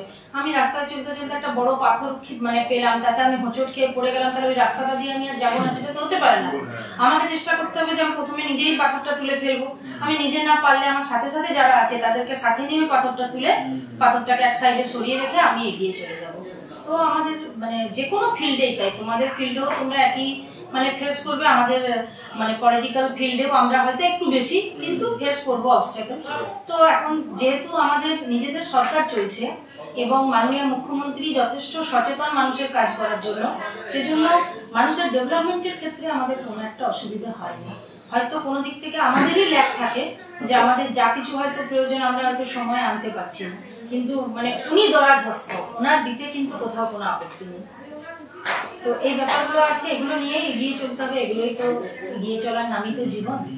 না, পার্সোনাল লেভেলে যখন আপনি প্রবলেম ফেস করেন, মানে আপনার মানে অ্যাপার্ট ফ্রম পলিটিক্যাল লাইফ, মানে আপনি অ্যাজ আ মানে এক্সপেরিয়েন্স মানে আপনার লাইফ যেরকম ভাবে আপনি এক্সপেরিয়েন্স করছেন, সেটা চলতে চলতে হয়তো আপনি কিছু একটা প্রবলেম ফেস করলেন, সেটাকে মানে ওটাকে ওভারকাম করার জন্য আপনি যেরকম বলেন আপনি খুব অপটিমিস্টিক, মানে আপনি ডিল করেন কিভাবে? আমি দেখো একদমই আজকে প্ল্যাটফর্মে তোমাদের কাছে কোনো মিথ্যে বলবো না। আমার একটা নেচার আছে কিরকম, আমি প্রথমে যখন কোনো জিনিস, সেটা আমার ব্যক্তিগত লাইফে হোক বা কিছু হোক, আমি একটা কোনো বাধা পাই, ফার্স্ট যেটা আমার হয় যে আমি ভেঙে পড়ি। আচ্ছা, হ্যাঁ, কাউকে হয়তো বললাম না, কিন্তু মনে মনে আমি মানে হয়তো গিভ আপ, আচ্ছা, যে এটা আর কিছু হবে না, এটা আর কিছু করা যাবে না। কিন্তু জানি না যে কোনো ঐশ্বরিক শক্তি আছেন বা কিনা, তারপর কিন্তু ভেতর থেকে কোনো একটা কিন্তু কেউ একটা মানে তাগাদা দেয় যে এটাই শেষ নয়, এটাই শেষ হতে পারে না। অন্ধকার যখন আছে আলো কিন্তু আছে, এবং অন্ধকার যত গাঢ় আলো তত কাছে। আচ্ছা, ওরে বাবা। তো এইটা কিন্তু ভেবে নিতে হবে। তোমার জীবনে তুমি যত বাধাপ্রাপ্ত বেশি হবে জানবে, তত তোমার ভালো দিনটা তত কাছে। কারণ তুমি ভালো করে দেখবে, রাত্রি 12টার অন্ধকার আর রাত 3টের অন্ধকারের মধ্যে কিন্তু ফার মোর ডিফারেন্স। রাত 3টের অন্ধকার কিন্তু একদম নিকশ কালো, তারপরে কিন্তু তুমি দেখবে যে পূর্ব দিগন্ত আলো হচ্ছে। তো এইটাকে ভেবে এগিয়ে যেতে হবে।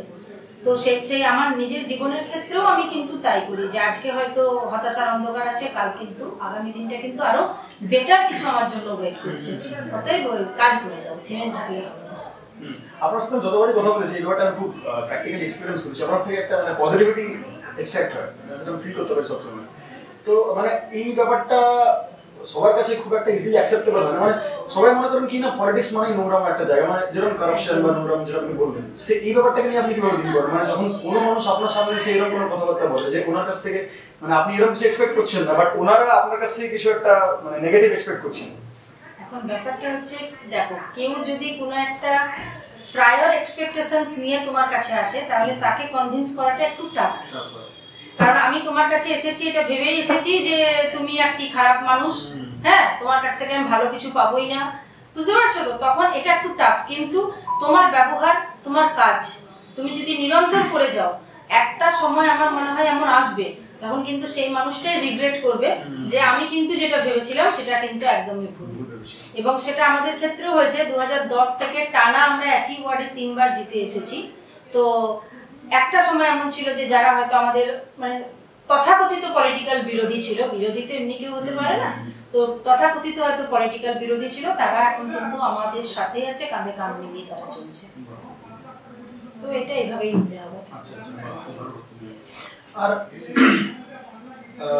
আপনার এই যে এতদিন যতদিন ক্যারিয়ার হয়েছে আপনার, এই ক্যারিয়ারে আপনার সবথেকে বড় রাজনৈতিক ধাক্কাটা কি বলবেন? ওটাকে আপনি ওভারকাম করেছেন? দেখো, রাজনৈতিক ধাক্কা বলতে কিছু হয় না, কারণ বললাম না গোটাটাই এক্সপেকটেশনসের ব্যাপার। আমি হয়তো আজকে দল আমাকে যে জায়গা দিয়েছে সেই জায়গাটাতে মনে করো আমি কিংবা অন্য কেউ যে কেউ সন্তুষ্ট নয়। সে হয়তো ভাবছে আমি আরো কিছু বেশি আমার পাওয়ার যোগ্যতা আছে, আমি আরো কিছু বেশি পাবো। সেটা যখন সে পাচ্ছে না তখন সেটা সে বলবে ধাক্কা।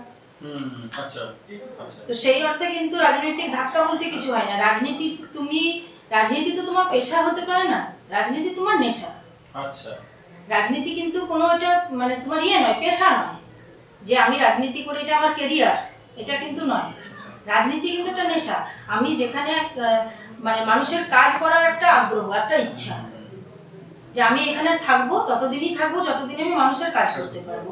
তো যারা রাজনীতিকে নেশা হিসেবে গ্রহণ করে আমার মনে হয় তাদের কাছে রাজনৈতিক ধাক্কা বলে কিছু হয় না।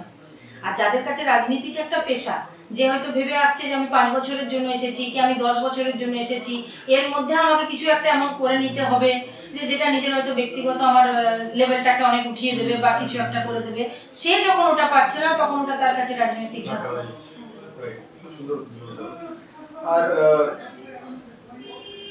যারা এই পলিটিক্যাল নেশাতেই ধরে আছে বা ওনাদের অ্যাপ্রোচটা হয়তো পেশা হিসেবে ওনারা এসেছেন, ওনাদের কাছে অনেক সময় এমন কিছু রাস্তা থাকে, মানে অসাধু রাস্তা থাকে যেখান থেকে ওনারা কিছু উপার্জন করতে পারে। এইটাকে আপনি কিভাবে ডিফারেন্সিয়েট করেন বা আপনি কি করে দেখেন? দেখো, সাধু এবং অসাধু তুমি যে কোনো ফিল্ডেই পাবে। এটা শুধু রাজনীতিতেই যে অসাধু কোনো কাজ হবে বা অন্য জীবনের ক্ষেত্রে বা অন্য কোনো চাকরির ক্ষেত্রে হবে না সেটা কিন্তু নয়। অ্যাজ এ পার্সন তুমি কেমন, what is your point of view, it matters. যদি তুমি ভাবো যে আমি রাজনীতি থেকে চুরি করব, আমি সাধারণ মানুষকে ঠকাবো, আমি মিড ডে মিলের চাল চুরি করে খাবো, আমি অন্য কিছু খারাপ কাজ করব, তুমি ইউ মে। তেমনি একইভাবে তুমি কোনো চাকরি করছো, তুমি হয়তো সরকার তোমাকে তার জন্য একটা মোটা বেতন দিচ্ছে, কিন্তু তুমি তাও কোনো একটা কারো ফাইল একটা কিছু মুভমেন্ট করে দেওয়ার জন্য তুমি টাকা নিচ্ছ, এটাও তো অসাধু। তো সুতরাং রাজনীতিতেই শুধু অসাধু ব্যাপারটা আছে, অন্য কোনো প্রফেশনে নেই এটা কিন্তু নয়। মানে তুমি কি ভাবছো, তুমি কেমন অ্যাজ এ পার্সন, তোমার চিন্তাধারা কি, তার উপরে গোটাটাই তোমার মানে ইয়ে করে।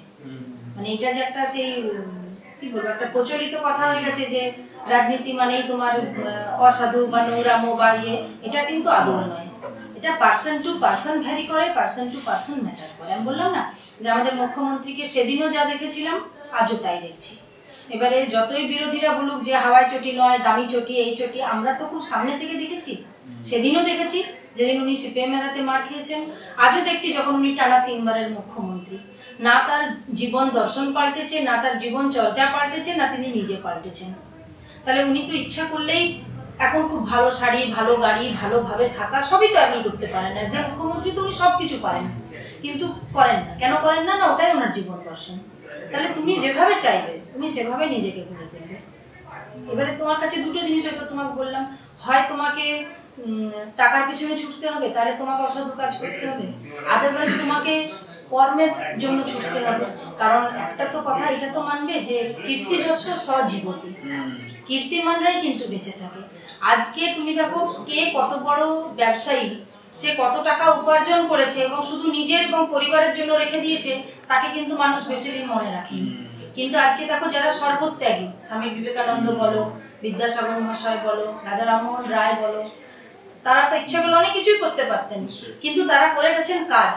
আজকে কিন্তু এত বছর পরেও আমরা কিন্তু তাদেরকেই মনে রেখেছি। আমার এই রুমটার দিকে তুমি যদি তাকিয়ে দেখো, স্বামী বিবেকানন্দ, রবীন্দ্রনাথ ঠাকুরের ছবি দেখতে পাবে, কিন্তু কোনো টাটা বিড়লার ছবি কিন্তু দেখতে পাবে না। তার মানে কি, এটা তো মানুষের নেচারের মধ্যে পড়ে যে যারা কীর্তিমান তারাই কিন্তু বেঁচে থাকে। তো তোমার কর্মের দ্বারাই তুমি ডিফাইন হবে। তো এটা তোমার উপর ডিপেন্ড করছে যে তুমি এই রাজনীতিটাকে কিভাবে নেবে, অ্যাজ এ তোমার সোশ্যাল একটা কাজ করার প্ল্যাটফর্ম হিসেবে নেবে, না তুমি কোনো অসাধু উপায়ে নিজের মানে ইকোনমিক স্ট্যাটাস বাড়াবার জন্য নেবে। আমরা যে দৃষ্টিভঙ্গিটা মানে রাজনৈতিক নিজস্ব দৃষ্টিভঙ্গি যেটা বা সামাজিক দৃষ্টিভঙ্গিটা খুবই অনেক শেখার আছে, অনেক কিছু শেখার, শুধু রাজনীতিক মানে যারা রাজনীতি দেয় তাদের জন্য নয়, অ্যাজ এ স্টুডেন্ট সবার জন্য এটা থেকে অনেক কিছু শেখার আছে। আমার খুব ভালো লাগে শুনে, আমার সাথে কথা বলে। এরপর যেটা জানতে চাইবো আমরা সেটা হলো মানে পুরুলিয়াতে তো ম্যাক্সিমাম যে টুরিস্টরা আছেন, মানে পর্যটন শিল্প যেটা পুরুলিয়া, সেটাকে আপাতত পুরুলিয়ার যে সরকার সেটা কিভাবে ইমপ্রুভ করার চেষ্টা করছে, মানে আপনার এই বিষয়ে কি বলেন? বিগত কয়েক বছরে বিশেষ করে কোভিড পিরিয়ডের পরটা থেকে আমি দেখছি যে পুরুলিয়াতে কিন্তু পর্যটন শিল্পের ব্যাপক উন্নতি হয়েছে। কোভিড পূর্ববর্তী কিন্তু এতটা ছিল না। কেন বলছি ছিল না, না আমাদের শামীমদাদ খান যখন তৃণমূল বোর্ডের আমাদের 2015 to 2020 চেয়ারপারসন ছিলেন, চেয়ারম্যান ছিলেন, তখন কিন্তু উনি চেষ্টা করেছিলেন এবং আমরা সবাই মিলে চেষ্টা করেছিলাম। তখন আমরা এখানে একটা, যেটা এখন আমাদের ওই বিএসকে সেন্টার হয়েছে, ওখানে কিন্তু আমরা একটা পর্যটন কেন্দ্র একটা আমরা খুলেছিলাম। সেখানে আমরা কিছুদিন বুকিং করা, গাড়ির ব্যবস্থা, তারপর অযোধ্যাতে হোটেলের করা, এগুলো কিন্তু আমরা একটা উদ্যোগ নিয়েছিলাম পর্যটন শিল্পটাকে এক ধাপ এগোবার জন্য। সেই আমরা কিন্তু একটা এখানে পলাশ বিথি বলে আমরা একটা ভবনও উদ্বোধন করেছি। সেই ভবনটা কিন্তু আজও সাকসেসফুলি চলছে, এখনো বাইরের টুরিস্ট এলে ওখানে থাকেন। তো সেই পলাশ বিথি ভবন আমরা উদ্বোধন করি, পর্যটন একটা আমরা টুরিস্ট একটা গাইড করবার জন্য একটা জায়গা আমরা একটা খুলি। কিন্তু তখন কিন্তু ওই টুরিস্ট কেন্দ্রটাতে খুব বেশি কিন্তু আমরা সাড়া পাইনি, মানে যেহেতু মিউনিসিপ্যালিটিতে একটা অটোনমাস বডি, তো অনেকেই মানে অনেক ইল আবদার করেছিল আর কি, যে যেখানে গাড়ি ভাড়া হয়তো বলছি 3000, তারা বলছে না 2000 হবে, সরকার ভাবছে এটাতে কোনো হয়তো গ্রান্ট দেবে, এই করে সেই সময়টা হয়নি। কিন্তু আফটার কোভিড আমি কিন্তু দেখছি যে পুরুলিয়ার পর্যটন শিল্পের কিন্তু ব্যাপক উন্নতি হয়েছে। এখানে স্থানীয় কিছু মানুষ লিজে নিয়েছে পাহাড়ে জমি, তারাও ওখানে রিসর্ট খুলেছে। প্রত্যেকটা রিসর্ট কিন্তু একদম সাকসেসফুলি চলছে এবং খুব যে গলা কাটা কোথাও দাম নিচ্ছে, মানুষকে কোনো হ্যারাস করছে সেটাও নয়, একদম মানে একটা লোয়েস্ট প্রাইসে একটা অ্যাফোর্ডেবল একটা মানে থাকা, ঘোরা, সমস্ত কিন্তু ব্যবস্থা মানে করা হচ্ছে। মানে খুব সুন্দর পুরুলিয়া কিন্তু পর্যটন শিল্পের ব্যাপক উন্নতি ঘটেছে। আগামী দিনে যেহেতু পুরুলিয়ায় কোনো পর্যটন শিল্পকে এগিয়ে যেতে হলে প্রাণকেন্দ্র তো টাউন, শহর বাদ দিয়ে তো আর হবে না, সেই জন্য পুরুলিয়া পৌরসভাও পিছিয়ে নেই। বর্তমান যে নবেন্দু মাহালির বোর্ড, সেই বোর্ডে আমরা অলরেডি কলকাতা থেকে 3.5 কোটি টাকা এনেছি। পুরুলিয়ার যে মেজর রাস্তাগুলো ভাঙা আছে, কারণ এটা তো মানবে যে পর্যটন শিল্পের প্রধান এটাই হলো কিন্তু যে রাস্তা কিন্তু ভালো হতে হবে। তুমি যদি কলকাতা বা পার্শ্ববর্তী কোনো অঞ্চল থেকে আসছো এবং বাই কার আসছো, তুমি যদি গোটাটায় গাড়ি ঝাঁকুনি নিয়ে আসো, তাহলে তুমি কিন্তু ফিরে গিয়ে কি বলবে, পুরুলিয়া খুব সুন্দর কিন্তু রাস্তাঘাটের অবস্থা একদম ভালো না, অতএব এখন যাবে না, আগে রাস্তাটা ঠিক করুক বাবা, তারপর যাবে। তো সেটা যাতে না বলে সেজন্য শহরের যে মেজর রোডগুলো যেগুলো একদম বাইরের টাউনের সঙ্গে মানে যেগুলো কানেক্টেড, আমরা কিন্তু সেই রাস্তাগুলো উইদিন এ মান্থ আমরা একদম পাকা সড়ক করে দেব। এবং আগামী দিনেও আমাদের কথা হয়ে আছে কলকাতার সাথে, তারা আরো কিছু রাস্তা এবং আরো কিছু হাই ড্রেন, কারণ অনেক সময় ড্রেন ওভারফ্লো করে জল রাস্তায় চলে আসে, সেগুলো কিন্তু আগামী দিনে আমরা তৈরি করে দেব। তাহলে পর্যটন শিল্পের জন্য যে প্রধান মানে এটা হলো যে পরিবহন ব্যবস্থা, সেটা কিন্তু আমরা এক ধাপ এগিয়ে যাব 1 মাসের মধ্যে। বাকি এমনি আর কোনো মানে পুরুলিয়া শহরের বুকে আর কোনো আমরা এখন কিছু ভাবনা চিন্তা করিনি। এখন আমাদের প্রধান টার্গেটটাই হলো যে যেসব রাস্তাঘাট ভাঙা আছে আগে সেগুলোকে একদম শুধু রিপেয়ারিং না, একদম নতুন করে দেওয়া। পরবর্তী যে জিনিসটা আমরা আপনার কাছ থেকে জানতে চাইবো সেটা হলো পুরুলিয়ার লোকসংস্কৃতির যে একটা ঘরানা বলতে পারি আমরা, যেটা আছে, যার ভেতরে খুব বড় একটা পার্ট হচ্ছে আমাদের ছৌ এবং লাক্ষা চাষ এবং মাদুর শিল্প অনেক অনেক জায়গায় কাজ হয়, সেই বিষয় নিয়ে আমরা মানে রাজনীতিগতভাবে কি কি ইমপ্রুভমেন্ট করা হচ্ছে সেটা আপনাকে জানতে চাইবো, আর কি কি করা যেতে পারে সেটা জানতে চাইবো। কি করতে পারে সবাই? দেখুন, বললাম না যে আমাদের মুখ্যমন্ত্রী সত্যি মানবিক। কারণ এই তো রিসেন্ট একটা দেখো 2-3 দিন আগে একটা প্রোগ্রাম শেষ হলো, বাংলা মুদের গর্ব। বাংলা মুদের গর্ব কিন্তু এইরকমই একটা মানে প্ল্যাটফর্ম, যেখানে কিন্তু একটা অঞ্চলের শিল্প এবং সংস্কৃতিকে কিন্তু একসাথে মিলিয়ে দেওয়া হচ্ছে। এখানে কি করছে, এখানে মেলা হচ্ছে, 3 দিন ব্যাপী মেলা, এবং সমগ্র পুরুলিয়া জেলার এসএসজি গ্রুপ সহ যদি আরো কেউ এখানে কোনো পুরুলিয়ার নিজস্ব যেগুলো কৃষ্টি, যেমন গালার জিনিস, যেমন তুমি ধরো রেশম পোকার জিনিস, যেমন তুমি ধরো ছৌ নাচের ছৌ মুখোশ, এইগুলো যারা তৈরি করছে তারা যেমন ওখানে ফ্রি অফ কস্ট মানে স্টল পাচ্ছে সরকারের তরফে, স্টলের জন্য 1 টাকাও জমা দিতে হচ্ছে না, ঠিক আছে, সেখানে তারা স্টল পেয়ে যাচ্ছে, তারা এখানে ব্যবসা করতে পারছে। তার সাথে সাথে 3 দিন কিন্তু পুরুলিয়ার মানে সোশ্যাল যে ইয়েগুলো মানে যেমন নাচনি নাচ, যেমন তুমি ধরো ছৌ নাচ, এগুলোকেও কিন্তু 3 দিন ধরে কিন্তু দেখানো হচ্ছে। প্লাস ওখানে একটা মানে গ্যালারি করা হয়েছিল যেখানে কিন্তু পুরুলিয়ার যে ইতিহাস সেটা কিন্তু ইন এ জিস্ট কিন্তু তুলে ধরা হয়েছিল। পুরুলিয়ার যে চুয়ার বিদ্রোহ, পুরুলিয়ার যা যা কিছু আন্দোলন হয়েছে, পুরুলিয়ার রুখা সুখা মাটিতে কি কি চাষ হয়, এখানকার মানুষের দৈনন্দিন জীবনশৈলী কেমন, এগুলো কিন্তু অ্যাট এ গ্লান্স কিন্তু ওখানে তুলে ধরা হয়েছিল। তো বাংলা মুদের গর্বের মতনই এরকম স্বয়ং সিদ্ধা মেলা, সবলা মেলা, সরকার কিন্তু বিরোধীরা যতই বলুক যে মেলাতে আর খেলাতেই সবকিছু শেষ, আদৌ কিন্তু নয়। এই মেলাগুলোর মধ্য দিয়ে কিন্তু আমরা দেখছি যে অনেককে আমরা কিন্তু আত্মনির্ভর করে ওঠাতে পারছি। কারণ তুমি ধরো, আমি তো প্রথম দিন থেকেই তো মহিলাদের নিয়ে কাজ করেছি।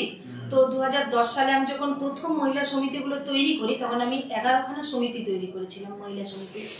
তখন কিন্তু আমাদের বাংলাতে কিন্তু বামফ্রন্ট জমানো, তখন 30 টাকা 60 টাকা দিয়ে মাসে মেয়েরা পয়সা সঞ্চয় করে আর ক্ষুদ্র সঞ্চয় গোষ্ঠীগুলোকে খুলতো। সেই সময় কিন্তু সরকারের তরফে কিছু কিন্তু দিত না, নাথিং। মানে আমি এখানে কোনো সরকারের সমালোচনা বা আমার নিজের সরকারের মানে কোনো গুণগান না করে একদম তোমাকে সত্যি কথা বলছি, কিচ্ছু দিত না। কোনো মানে প্লেসমেন্টের কোনো সুযোগ ছিল না। ট্রেনিং মাঝে মাঝে বছরে হয়তো একটা ট্রেনিং আসতো জ্যাম জেলি আচার তৈরি, কিন্তু আমরা যে মেয়েগুলোকে ডেকে জ্যাম জেলি আচারটা শেখালাম, এরপর ওই জ্যাম জেলি আচারটা ঘরে করে খাবে না কোথাও বিক্রি করবে, এই যে একটা জায়গা করে দেওয়া, এই জায়গাটা কিন্তু তখন কিন্তু করে দেওয়া হতো না। তখন একটা রিভলভিং ফান্ড বলে একটা লোন দেওয়া হতো। রিভলভিং ফান্ডের কি সুবিধাটুকুন ছিল যে তুমি টাকা কম পাবে কিন্তু কোনো সুদ লাগছে না, সুবিধা একটা। কিন্তু এবার টাকা কিরকম কম পাবে, একটা গোষ্ঠী 60 টাকা করে যদি মাসে জমাচ্ছে, তাহলে যদি 10 জনের গোষ্ঠী হয় তাহলে মাসে কত টাকা জমাচ্ছে, 600 টাকা। এবার 600 টাকা সে হয়তো 10 বছর জমিয়েছে, কত টাকা হয়েছে, তার 70% টাকা সে রিভলভিং ফান্ডে লোন পাবে।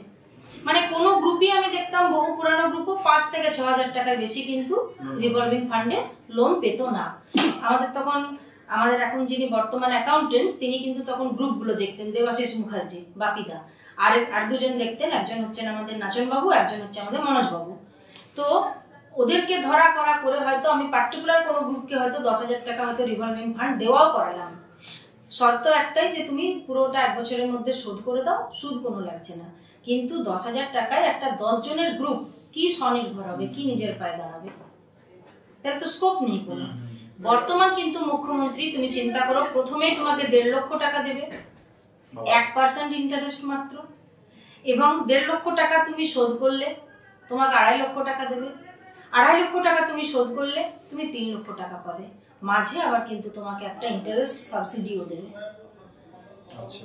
মানে পরবর্তীকালে যখন তুমি তোমার গ্রুপ লোনটা শোধ করার পর সাবসিডি পাবে, তখন দেখা যাবে যে ইন্টারেস্ট তারা দিয়েছিল সেই ইন্টারেস্টটা কিন্তু তাদের মকুব হয়ে গেল ওই সাবসিডিটার জন্য।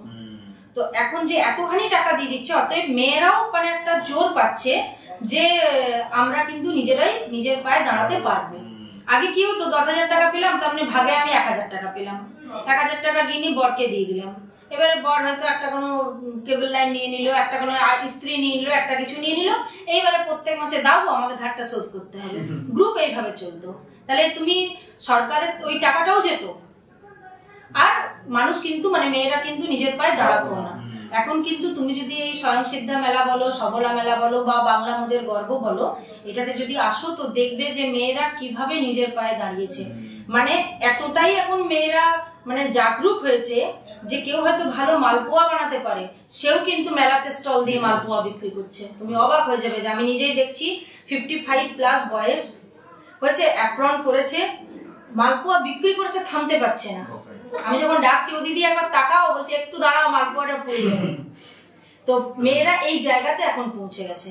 কারণ আমরা সবসময় কি বলি, নারী স্বাধীনতা, হ্যাঁ নারীরা এগিয়ে যাক। তো যতক্ষণ না কোনো নারী অর্থনৈতিকভাবে স্বাধীন হচ্ছে ততক্ষণ কিন্তু কোনো স্বাধীনতারই কোনো দাম নেই, কিচ্ছু দাম নেই। দিনের শেষে আমার বাড়ির ছেলেটির হাতে হাতে যদি আমাকে হাত পাততে হয়, সে আমার বাবাই হোক, আমার স্বামী হোক বা আমার সন্তানই হোক, তাহলে আমার স্বাধীনতা কিন্তু ওখানেই শেষ। তো অর্থনৈতিকভাবে তুমি যতক্ষণ না স্বাধীন হচ্ছ, সে নারী হোক বা পুরুষ হোক উভয়ই, ততক্ষণ পর্যন্ত আমার মনে হয় না কেউ স্বাধীন। যে ছেলেরা ধরো চাকরি পায়নি বা কোনো ব্যবসা করে না, কাজ করে না, ছেলেদের ক্ষেত্রেও একই, দিনের শেষে পকেট মানি বাবার কাছে চাইতে হচ্ছে, সেও কিন্তু স্বাধীন নয়। তো এই জায়গাটা কিন্তু মমতা বন্দ্যোপাধ্যায় কিন্তু তৈরি করে দিয়েছেন। আজকে মেয়েরা নিজেদের মতন ভাবতে পারছে, মেয়েরা কিন্তু এগিয়ে যেতে পারছে, এবং তার সাথে সাথে যেটা নিজের অঞ্চলের যেটা সংস্কৃতি সেটারও কিন্তু প্রসার ঘটছে। লোক সংস্কৃতিগুলো যেগুলো প্রায় বিলুপ্ত প্রায় হয়ে গেছিল, মানুষ কিন্তু সেগুলোতে আবার আগ্রহ প্রকাশ পাচ্ছে। ছৌ যেমন কি, ছৌ তো বিলুপ্তি হয়নি, ছৌ গিয়ে নিয়ে আমেরিকাতেও পারফর্ম করে এসেছে, কিন্তু বাকি যে নাচগুলো এগুলো কিন্তু বিলুপ্ত হয়ে গেছিল। এই মেলা টেলার জন্য কিন্তু এগুলো আবার কিন্তু পুনরায় জাগরুক হচ্ছে। এর পরের যে প্রশ্নটা সেটা একটু কন্ট্রোভার্সিয়াল। মানে ব্যাপারটা হচ্ছে যে যদি আমরা আপনাকে আপনার দলেরই সমালোচকের স্থিতিতে রাখি, তাহলে আপনি আপনার দলের অ্যাজ এ সমালোচক কি কি পয়েন্টগুলো তুলে ধরতে চাইবেন? আমি সত্যি কথা বলবো, কোন কোন দিকগুলো আপনি দেখতে চাইবেন? না আমি সত্যিই বলছি, এখনো পর্যন্ত টিল ডেট আমি আমার দলের কিন্তু খারাপ কিছু পাইনি। আচ্ছা, মানে একদমই পাইনি। এবারে পুরো স্টেট লেভেলেই বলছি। কেন বলছি পাইনি না, এমন একটা দল করি, গর্বের সাথে বলি, যার দলনেত্রী, এখানে আমি মুখ্যমন্ত্রীও বলবো না, কারণ মুখ্যমন্ত্রী তো সরকারের, তো আমার তো দলনেত্রী, যিনি কিন্তু কোনো সরকারি প্রকল্পে কোনো বাছবিচার করেননি। আজকে তুমি লক্ষ্মীর ভান্ডার বলো, আজ তুমি কন্যাশ্রী বলো, আজ তুমি রূপশ্রী বলো, আজ তুমি সবুজ সাথী বলো, আজ তুমি শিক্ষাশ্রী বলো, কোথাও কিন্তু কোনো ক্যাটাগরি ভাগ করে উনি বলেননি যে যারা তৃণমূল কংগ্রেস দলটাকে ভালোবাসে বা যারা তৃণমূল কংগ্রেস দলকে ভোট দেয় শুধু এই প্রকল্পগুলো সেই পরিবারগুলোই পাবে, বাকি যারা করে না তারা কিন্তু এই প্রকল্পগুলো থেকে বঞ্চিত থাকবে, এটা কিন্তু কোথাও বলা হয়নি। যতবার আমাদের কোনো পলিটিক্যাল প্রোগ্রাম হয়েছে এবং আমাদের জননেত্রী, আমাদের দলনেত্রী যতবার আমাদের বার্তা দিয়েছেন, একটাই কথা বলেছেন যে যে যত বড় চেয়ারেই বসো না কেন, কেউ কিন্তু কেউ কেটা নয়। সাধারণ মানুষের জন্য আমরা আছি, সাধারণ মানুষের কিন্তু কাজ করে যেতে হবে। এখানে কিন্তু কোনো বাছবিচার করা চলবে না যে কে আমাদের বিরোধী বা কে আমাদের সাথে আছে। আজকে খুব ভালো করে তাকিয়ে দেখো, সম্পূর্ণ পশ্চিমবঙ্গে এমন একটা পরিবার তুমি পাবে না যে মাননীয় মুখ্যমন্ত্রীর কোনো না কোনো প্রকল্প সে মানে পায়নি। হয় বিধবা ভাতা পেয়েছে, বার্ধক্য ভাতা পেয়েছে, সবুজ সাথী পেয়েছে, লক্ষ্মীর ভান্ডার পেয়েছে, কন্যাশ্রী বা রূপশ্রী কিছু একটা পেয়েছে, যত কিছু নবান্নের যে তোমার আছে যেগুলো তোমার কি বলে স্কলারশিপ গুলো পেয়েছে। তুমি দেখবে কোনো না এমন কোনো একটা আমার মনে হয় না পরিবার আছে যে একটাও কোনো প্রকল্প পায়নি, এবং যার প্রয়োজন নেই সেও নিয়ে নিয়েছে এই সুযোগে। কিন্তু এইরকম একটা দল যখন করি, তো এহেন দলের সমালোচনা কি করব? আজকে যদি দল আমাদেরকে কোথাও আটকাতো যে না এই মানুষের কাজ করো, ওই মানুষের কাজ করো না, ওকে দেখো তাকে দেখো না, তাহলে দলের একটা সমালোচকের ভূমিকায় থাকতাম। আমার তো মনে হয় শুধু আমরা যারা এই দলটা করি তারা নয়, যারা এই দলটা করে না তাদেরও কিন্তু সমালোচনা করার মতন কিন্তু কোনো জায়গা কিন্তু উনি রাখেননি। উন্নয়নই কিন্তু আমাদের তৃণমূল কংগ্রেস দলের প্রথম আর মানে শেষ কথা। তো দলের সমালোচনা করার মতন ধৃষ্টতা আমার নেই। আর এছাড়াও আমরা যখন আমাদের লাইক সোশ্যাল মিডিয়াতে আমরা এটা পোস্ট করেছিলাম যে আমাদের পরবর্তী গেস্ট স্পিকার আপনি হবেন, সেই বিষয়ে আমাদের কাছে অনেকগুলো কোয়েরি এসেছিল যে একজন পৌর প্রধানের বা ভাইস চেয়ারম্যানের অফিসিয়াল ভূমিকাগুলো কি কি হয়, সেই বিষয়ে যদি একটু আলোকপাত করেন। দেখো, উপ পৌর প্রধান আমাদের তো পৌরসভা একটা অটোনমাস বডি, এখানের একটা গভর্নমেন্ট, এটা একটা লোকাল গভর্নমেন্ট তুমি ধরো। তো লোকাল গভর্নমেন্ট যেমন রাজ্যে গিয়ে তুমি মন্ত্রিসভা পাবে, তেমনি পুরুলিয়া পৌরসভা বা যে কোনো পৌরসভারও চেয়ারম্যান, ভাইস চেয়ারম্যান এবং তার সিআইসি মেম্বাররা হলো মন্ত্রিসভা। এখানে চেয়ারম্যান হয়তো মুখ্যমন্ত্রী, তাহলে তারপরের ক্যাটাগরিগুলো বাকিদের। উপপৌর প্রধানের কিন্তু এখানে একটা গুরুত্বপূর্ণ রোল আছে, যে কোনো পৌর প্রধানেরই। উপপৌর প্রধান পৌর প্রধানের অ্যাজ এ ডেপুটি কাজ করে। অফিস অ্যাডমিনিস্ট্রেশন উপপৌর প্রধান দেখবে। এছাড়া দল, আমাদের তো দল থেকেই আসে, কিন্তু অফিসিয়ালি এটা পৌর প্রধান দেয়। যে যে দপ্তরগুলো তাকে দেখতে বলবে সেই দপ্তরগুলো সে পার্সোনালি দেখবে।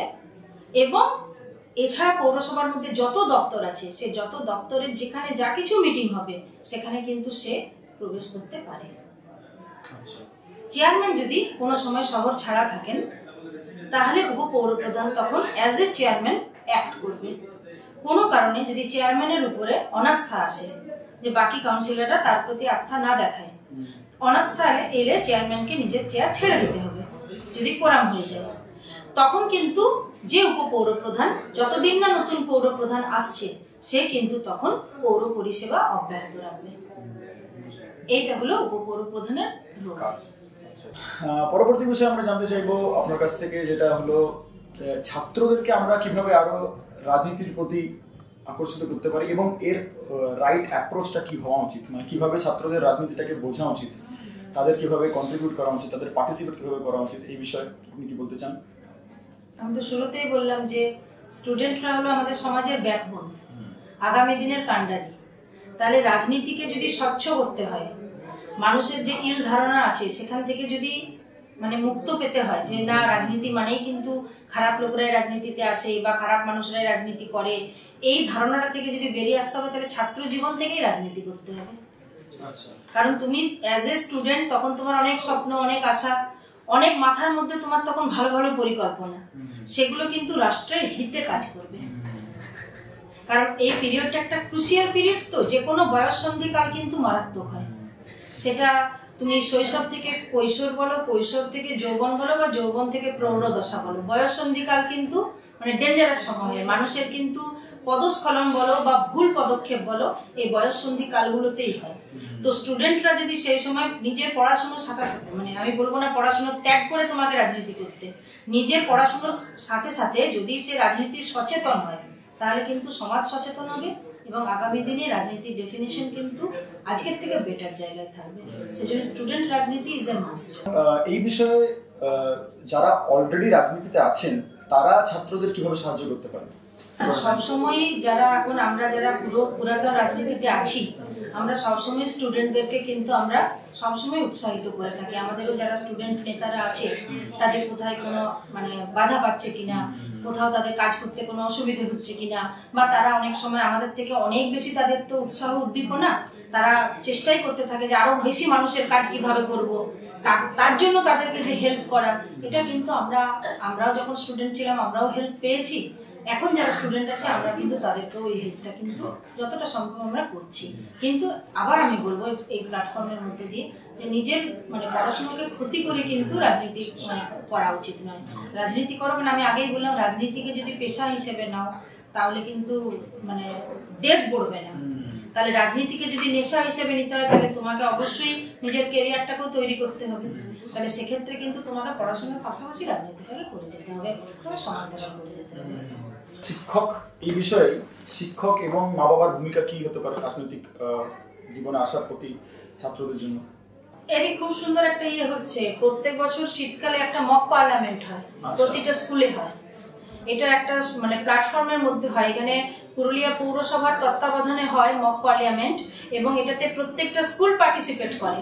আচ্ছা, এখানে কিন্তু একদম পার্লামেন্ট বসে, একজন পার্লামেন্টের যেমন স্পিকার থাকে তেমনি একজন স্পিকার হন, 4 জন সরকারি পক্ষের মানে থাকেন প্রতিনিধি, 4 জন বিরোধী পক্ষের প্রতিনিধি থাকেন, এবং পার্লামেন্টে যেরকম ভাবে অধিবেশন বসে ওটা কিন্তু ওইভাবেই মক পার্লামেন্টে কিন্তু হয়।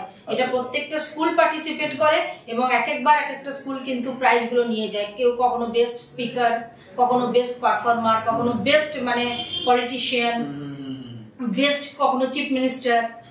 এটা কিন্তু আগের বছর আমার যতদূর সম্ভব শান্তমী গার্লস স্কুল জিতেছিল। তো এই মক পার্লামেন্টের মাধ্যমে কিন্তু স্টুডেন্টদেরকে রাজনীতি সম্পর্কে কিন্তু যথেষ্ট অ্যাওয়ার করা হয়। এটাও কিন্তু আমাদের মানে সরকারেরই একটা মানে ইতিবাচক পদক্ষেপ, যে যাতে ছাত্র জীবন থেকে মানুষ রাজনীতি সচেতন হয়। খুব প্রয়োজনীয়। এবং প্রতিটি পডকাস্টে আমাদের একটা বিশেষ প্রশ্ন থাকে, যেটি আমাদের পূর্ববর্তী গেস্ট আপনার জন্য করে গেছেন, এবং আমাদের পরবর্তী যিনি গেস্ট স্পিকার হবেন তিনি কোন ফিল্ড থেকে বিলং করেন সেটা না জেনে আপনাকে একটি প্রশ্ন করতে হবে না। তো আপনার পূর্ববর্তী যিনি এসেছিলেন তিনি আপনাকে যে প্রশ্নটি করেছেন সেটি হলো যে আমরা আমাদের সমাজের কোন কোন দিকগুলোর প্রতি আরো কাজ করতে পারবো, যেটা আমরা যার ফলস্বরূপ আমরা আমাদের সমাজকে আরো এগিয়ে নিয়ে যেতে পারবো। এই বিষয়ে আপনার মতামত জানতে চাই। আমি তো প্রথমেই বললাম তোমাকে উইমেন এম্পাওয়ারমেন্টের উপরে জোর দিতে হবে। আচ্ছা, দ্বিতীয় কাজ করতে হবে চাইল্ড লেবার। আচ্ছা, এখনো পর্যন্ত আমরা দেখছি যে অনেক শিশু এত সরকার বিভিন্নভাবে হেল্প করছে যে যাতে বাচ্চারা পড়াশুনো করে। তুমি ধরো তুমি মাধ্যমিক পর্যন্ত প্রায় পিতামাতাদের কোনো খরচাই নেই, ওটাই গভর্নমেন্ট খরচা উঠাচ্ছে। তুমি স্কুল বই দেওয়া থেকে শুরু করে দুপুরের আহার থেকে শুরু করে সবকিছুই কিন্তু গভর্নমেন্ট দিচ্ছে। এরপরও পরবর্তীকালে তুমি যাতে পড়তে পারো তার জন্য যেমন একদিকে তোমাকে বিভিন্ন রকম স্কলারশিপ দেওয়া হচ্ছে, তারপরে আবার মেয়েদের ক্ষেত্রে তোমার কন্যাশ্রীর মতন প্রকল্পও দেওয়া হয়েছে, যাতে ওই 25,000 টাকা তোমাকে উচ্চশিক্ষার জন্য তোমাকে হেল্প করে। তথাপি আমরা কিন্তু দেখছি চাইল্ড লেবার কিন্তু শেষ হয়নি। এখনো তুমি বেশ কিছু দোকানে দেখবে যে আন্ডার এজের ছেলে মেয়েরা কিন্তু কাজ করছে। ইভেন তুমি কাপড় গলিতে আমাদের যাও, এখানে শাড়ি ব্লাউজের দোকানে তুমি দেখবে মেয়েগুলো 13, 14, 12 বছরের মেয়েরা কাজ করছে। তো কিভাবে কাজ করতে গেলে আরো এদের সামাজিক অগ্রগতি হবে, চাইল্ড লেবার উঠে যাবে, একদম সঠিক অর্থে উইমেন এম্পাওয়ারমেন্ট হবে। কারণ আমরা আজও দেখছি যে মেয়েরা কিন্তু আজও ডোমেস্টিক ভায়োলেন্সের শিকার। একটা মেয়ে যে হয়তো বাইরে রোজগার করছে, সে রোজগার করে এনে তার সংসারে সে টাকা সে দিচ্ছে, তথাপি কিন্তু দিনের শেষে কারুর না কারুর দ্বারা সে অত্যাচারিত হচ্ছে। তার আওয়াজ শুনবার মতন, তার কথা শুনবার মতন কেউ নেই। তাহলে উইমেন এম্পাওয়ারমেন্ট কিন্তু এখানে থেমে যাচ্ছে। তাহলে কি করলে সমাজ হবে, সেই কাজগুলো কিন্তু নিরন্তর করে যেতে হবে। মেয়েদেরকে আরো বেশি সচেতন করতে হবে। দরকার হলে ছোট ছোট গ্রুপ তৈরি করে বাড়ি বাড়ি গিয়ে প্রত্যেকটা বাড়ির মেয়েদের সাথে কথা বলতে হবে। এই ব্যাপারে একটা গ্রুপ আছে এখানে মানসিক স্বাস্থ্য নিয়ে যারা কাজ করছে, অঞ্জলি, বুঝছে, এরা কিন্তু ভীষণ ভালো কাজ করছে। আমাদেরই এলাকার কিছু মেয়ে বিভিন্ন ওয়ার্ডের, তারা কিন্তু অঞ্জলি গ্রুপের সদস্য। অঞ্জলির মেন হেডকোয়ার্টারটা কিন্তু কলকাতাতে। এরা কিন্তু মানুষের মানসিক স্বাস্থ্য নিয়ে কাজ করছে, বিশেষ করে মেয়েদের মানসিক স্বাস্থ্য নিয়ে। কারণ আজকে তুমি মেন্টালি ফিট থাকবে, মেন্টালি হেলদি থাকবে, তাহলে তুমি তোমার পরিবারকে মেন্টালি হেলদি রাখতে পারবে। আমি নিজে যদি খুশি না থাকি, আমি কিন্তু আমার মানে পারিপার্শ্বিক যারা আসে তাদেরকে কিন্তু, তুমি যেমন বললে যে আমার কাছ থেকে একটা পজিটিভ এনার্জি তুমি পাচ্ছ, তুমি কিন্তু তখন পাবে না। তখন কিন্তু আমার কাছে এলে তুমি কিন্তু একটা নেগেটিভিটি ফিল করবে। কেন না, আমি তো নিজেই নেগেটিভ এনার্জিতে ভর্তি হয়ে আছি। তাহলে এরা কিন্তু কাজ করছে। তাহলে এইরকম যে সংস্থাগুলো, এই সংস্থাগুলোকে আরো বেশি এগিয়ে আসতে হবে। যারা আমরা তো সবাই খুব শরীর সচেতন, এই ক্রিম মাখলে ফর্সা হব, ওইটা ইয়ে করলে আমাদের আরো চেহারার জৌলুস বাড়বে, কিন্তু মানসিক স্বাস্থ্যটাই তো প্রধান। মন যদি তোমার হেলদি থাকবে তাহলে তুমি যে কোনো কাজে তোমার আলাদা ফুর্তি থাকবে। তাহলে এই মানসিক স্বাস্থ্য নিয়ে আমার মনে আরো বেশি কাজ করতে হবে। চাইল্ড লেবার নিয়ে কাজ করতে হবে। আর তো বললাম যেভাবে গ্লোবাল ওয়ার্মিং হচ্ছে, তাতে করে গাছ যাতে আর কেউ না কাটে এবং একটা গাছের জায়গায় যাতে 100টা গাছ লাগানো যায়, এইগুলো নিয়ে কিন্তু আমাদেরকে আগামী দিনে আরো বেশি আমার মনে হয় কাজ করতে হবে। আর আরেকটা বিষয় নিয়ে কাজ করতে হবে, সেটা হচ্ছে জল সংরক্ষণ। দিনে দিনে কিন্তু ওয়াটার লেভেল শেষ হয়ে যাচ্ছে। আমি আমার নিজের এরিয়াতেই দেখছি, আগে যেখানে 140 ফুট 150 ফুট খুঁড়লে কিন্তু বোরিংয়ে জল পাওয়া যেত, এখন 240-এও কিন্তু ভালো জল আসছে না, এবং ভর গ্রীষ্মকালে কিন্তু সেই বোরিংগুলো ড্রাই হয়ে যাচ্ছে। তার মানে কি, ওয়াটার লেভেল একদম নিচে চলে গেছে। জল স্তরকে বাঁচাতে পারবে কিন্তু ওয়াটার রিজার্ভেশন। এই টেকনিকটা কিন্তু আমাদেরকে রপ্ত করতে হবে। আগামী দিনে এটা আমরাও পৌরসভা আমরা চিন্তা ভাবনা করছি যে আমরাও ইমপ্লিমেন্ট করব, যে বড় বড় যে ফ্ল্যাট তৈরি হবে সেই ফ্ল্যাটগুলোতে একদম ম্যান্ডেটরি একটা কলাম আমরা দিয়ে দেব, যে যেটা water harvesting, rain water harvesting, pipe দিয়ে জল একদম চলে যাবে আন্ডারগ্রাউন্ড দিয়ে মাটিতে। মাটির তলায় যদি জল চলে যায় সেটা কিন্তু অনেক বেটার। প্লাস আমরা যত সিমেন্ট কংক্রিটের রাস্তা তৈরি করছি এগুলোকে একটু কম করতে হবে।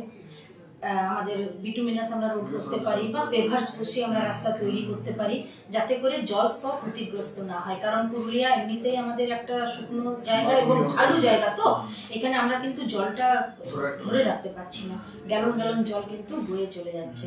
তাহলে কিভাবে এই কাজগুলো করা যায়, আগামী দিনে সমাজকে আমার মনে এগিয়ে নিয়ে যেতে এই কাজগুলো করতে হবে। এবং সবশেষে আপনার প্রশ্ন, যেটি আপনি আপনার পরবর্তী গেস্ট স্পিকারকে বলতে চান বা প্রশ্ন করতে চান, যিনি কোন ফিল্ড থেকে আসছেন সেটা না জেনে। সবশেষে তোমরা প্রশ্ন করলে যে আমি আমার পরবর্তী বক্তাকে কি প্রশ্ন করতে চাই, আমি ওনার কাছে এই প্রশ্নটাই রাখতে চাই যে সমাজ বৈষম্য মুক্ত কিভাবে হবে। সমাজে কিন্তু এখনো বৈষম্য বিরাজমান। একদিকে তুমি দেখো নারী পুরুষের বৈষম্য, একদিকে তুমি দেখো উচ্চ জাতি নিচু জাতির বৈষম্য, একদিকে তুমি দেখো ধনী দরিদ্রের বৈষম্য। কেউ নিজেকে সেলিব্রিটি ভাবছে, কেউ নিজেকে একদম পিছিয়ে পড়া ভাবছে। তো সমাজ কি করলে বৈষম্য মুক্ত সমাজ আমরা গঠন করতে পারবো, এটা আমার পরবর্তী বক্তার কাছে আমার প্রশ্ন। খুব সুন্দর। Podcast complete. আমি আপনাকে অসংখ্য ধন্যবাদ জানাই আমাদের সময় দেওয়ার জন্য, আমাদেরকে অপরচুনিটি দেওয়ার জন্য, আমাদের প্রত্যেকটা ইভেন্টে আমাদের পাশে থাকার জন্য এবং এভাবেই নিজের ছেলের মতো আমাদের জিত সবগুলো রাখার জন্য। আর আমরা রিকোয়েস্ট করবো যে আমাদের পরে আরো আমরা যা ইভেন্ট করবো সেটা তো আপনার জন্য সাপোর্ট পাই, গাইডেন্স পাই। এর সাথেই আমাদের আজকের পডকাস্টটি কমপ্লিট হলো। ধন্যবাদ আমাদের সময় দেওয়ার জন্য, আমাদের এই সুযোগটি দেওয়ার জন্য।